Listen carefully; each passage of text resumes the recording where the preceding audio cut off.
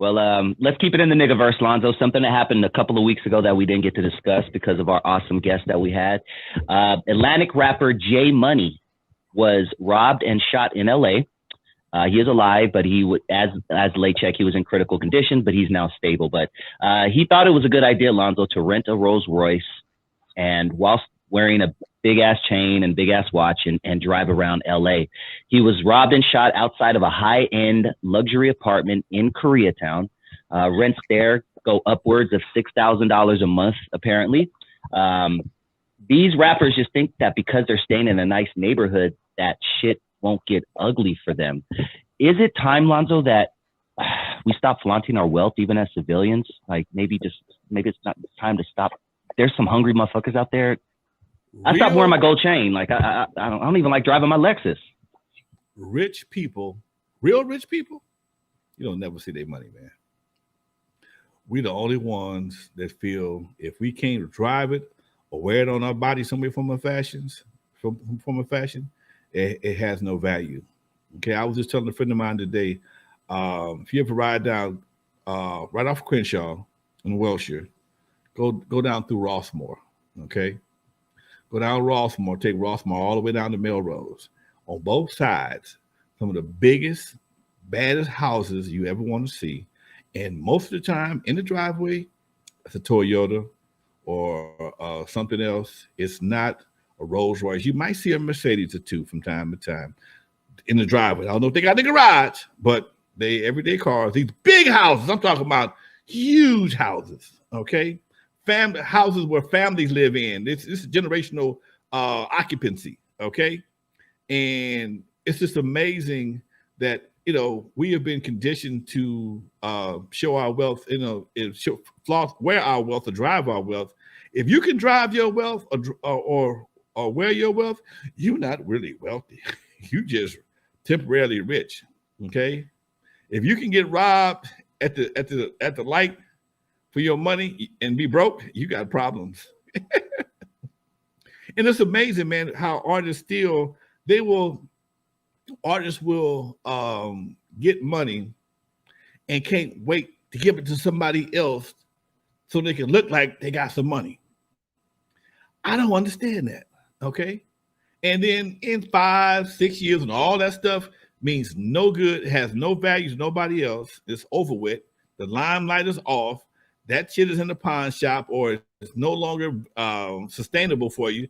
And you back at your mama house or an apartment, you're going to tell everybody how somebody screwed over you. Ain't nobody screwed over you. You screwed over yourself. Because couldn't nobody tell you shit because you thought you was winning. Okay?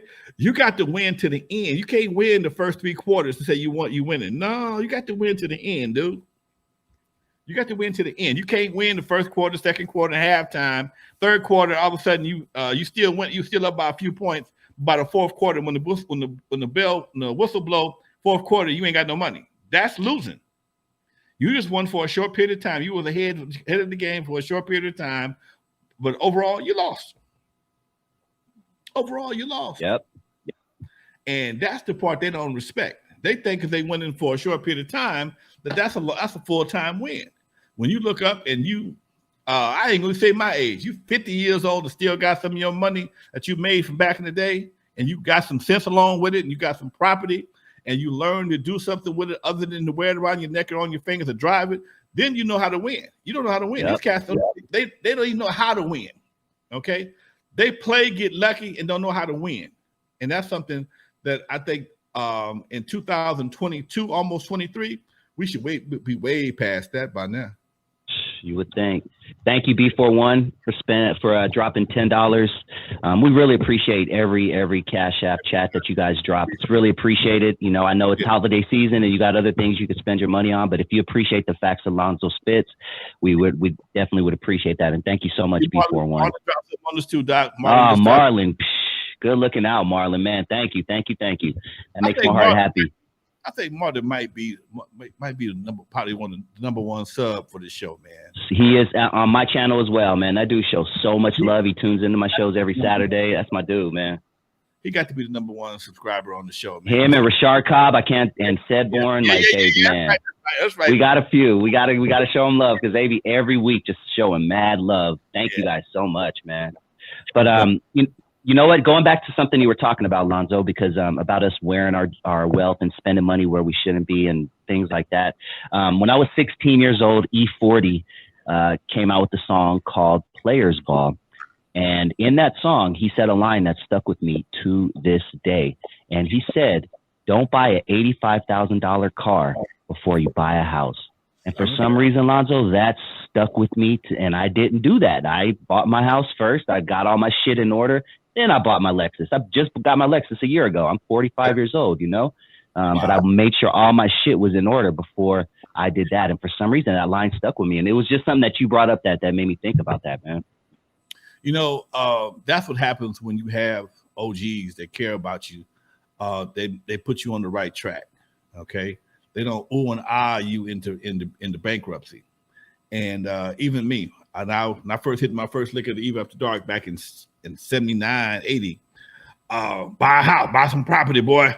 Don't be spending up all your money in them goddamn cars. Them cars get old quick. And I bought my first house when I was like 23, 24.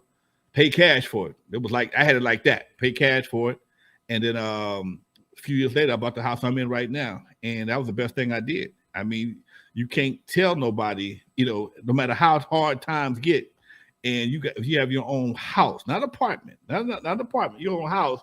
Times get bad. If push comes to shove, I can sell this and go retire someplace. Okay. Yep. I have an investment in this. I ain't got no investment in an apartment building. In fact, the owner of the apartment building can sell that apartment building and go retire someplace, and your ass might be homeless. Back. That's what's happening. That's what's happening every day. Folks is, oh shoot, how much you want to give me for this thing? No owner come in, the rent control or the rent situations go up. It's no longer $1,500. Now it's gonna be $2,500. And if you can't pay it, buy. And in fact, here go a box, go move in. And that's how cold they doing folks these days. I mean, apartments around the SoFi for Inglewood, man, they was $1,500, $1,300, $1,200. Shit, 3,000 now. Easy. 3,000. You can't go down Prairie and do nothing, bust a left and do nothing, but go drop off Uber Eats or something. Okay, you might drop off some Uber Eats. Other than that, you ain't gonna live. You're not getting out to live, to move, to post up. So yeah, this is the kind of situation you're in. So when you have your own property, you can do that. In fact, if you're really smart, like I did for years, I rented out rooms to other people. Hey, my studio, I have a 3-bedroom house. I rented out rooms to various people over the years. Studio, my house note was paid for through other revenue streams that the house generated. So that's the advantage of having your own property. If you let somebody rent, sublease a room in an apartment, see how fast he'll evict your ass. Exactly. You said 3 people, not 17, motherfucker. Right. Okay. So anyway, folks, that's just a little bit of game. I got to drop it on you because people drop game on me. And, you know,